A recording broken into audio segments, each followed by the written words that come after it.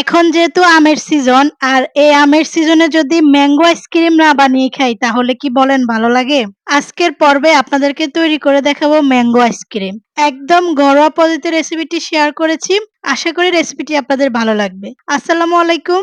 Welcome back to my স্বাদের রান্নাঘর and blog. আজকের রেসিপি হচ্ছে ম্যাঙ্গো আইসক্রিম। তো ম্যাঙ্গো আইসক্রিম তৈরি করার জন্য প্রথমে আমি একটা মালাই তৈরি করব। তার জন্য চুলাতে আমি একটি ফ্যান বসিয়ে দিয়েছি। আর এখন ফ্যানের মধ্যে দিয়ে দিলাম ১ কাপ লিকুইড গরুর দুধ। এখন দিয়ে দিচ্ছি 1/2 কাপ কনডেন্স মিল্ক। এখন দুধ আর কনডেন্স মিল্কটাকে আমি ভালো করে একটু মিক্স করে নেব। কনডেন্স মিল্কটাকে ভালো করে মিশিয়ে নিয়েছি আর এখন আমি চুলার জালটা অন করে দিয়েছি। এখন দিয়ে দিলাম 1/2 কাপ গুঁড়ো দুধ। গুঁড়ো দুধটা দিয়ে আমি আবারও সবকিছুকে দুধের সাথে মিক্স করে নিচ্ছি। দেখেন দুধে কিন্তু বলক চলে এসেছে। এখন আমি দুধটাকে জাল করতে করতে একটা মালাই তৈরি করে নেব। বেশি ঘন করতে যাবেন না তাহলে কিন্তু শক্ত হয়ে যাবে। এই দেখেন আমি মালাইটা কিভাবে তৈরি করেছি। আমার মালাইটা কিন্তু তৈরি হয়ে গিয়েছে। আমি এখন মালাইটাকে নামিয়ে একটা সাইডে রেখে ঠান্ডা করে নেব।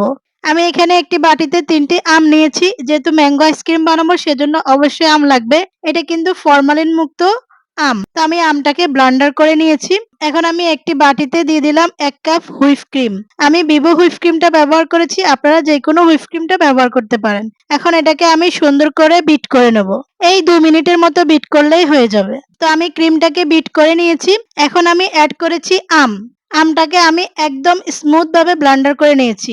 আর এখন দিয়ে দিলাম তৈরি করে রাখা মালাইটা। এখন আমি সবকিছুকে আবারও ৩ থেকে ৪ মিনিটের মতো বিট করে নেব যাতে করে সবকিছু একদম পারফেক্ট ভাবে মিশে যায়। তো দেখেন বিট করা হয়ে গিয়েছে আর আমার আইসক্রিমটাও অলমোস্ট মোটামুটি রেডি হয়ে গিয়েছে।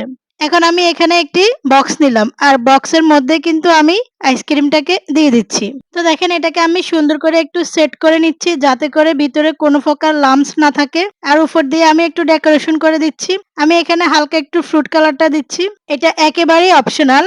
আপনারা আপনাদের পছন্দ অনুযায়ী যেকোনো কিছু দিয়ে ডেকোরেশন করতে পারেন। তো আমি একটু অরেঞ্জ ফুড কালার দিলাম আর একটু রেড ফুড কালার দিলাম। দিয়ে আমি সুন্দর করে একটু মিক্স করে নিচ্ছি।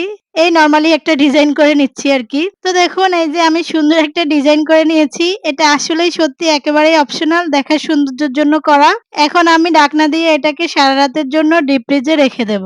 তারপরে এই যে দেখেন পরের দিন সন্ধ্যাবেলায় আমি ডিপ ফ্রিজ থেকে আইসক্রিমটি নামিয়ে নিয়েছি। একদম পারফেক্ট ভাবে আইসক্রিমটি বসে গেছে। এখন আমি আপনাদেরকে একটু নিয়ে দেখাচ্ছি।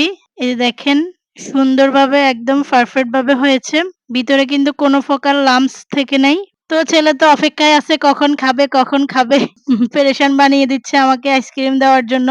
তো আমি আপনাদেরকে একটু খেয়ে দেখাচ্ছি। একদম আলহামদুলিল্লাহ সবকিছু পারফেক্ট ভাবে হয়েছে। আর আইসক্রিমের লুকসটা একদম পারফেক্ট ভাবে এসেছে।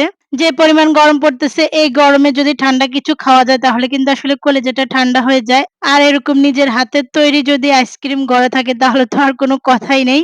খুবই সিম্পল ভাবে রেসিপিটা আপনাদের সাথে শেয়ার করেছি। আর রেসিপিটি যদি ভালো লাগে তাহলে একটু শেয়ার করে দিবেন। আর পরবর্তী রেসিপি পাওয়ার জন্য চ্যানেলটি সাবস্ক্রাইব করে রাখতে পারেন।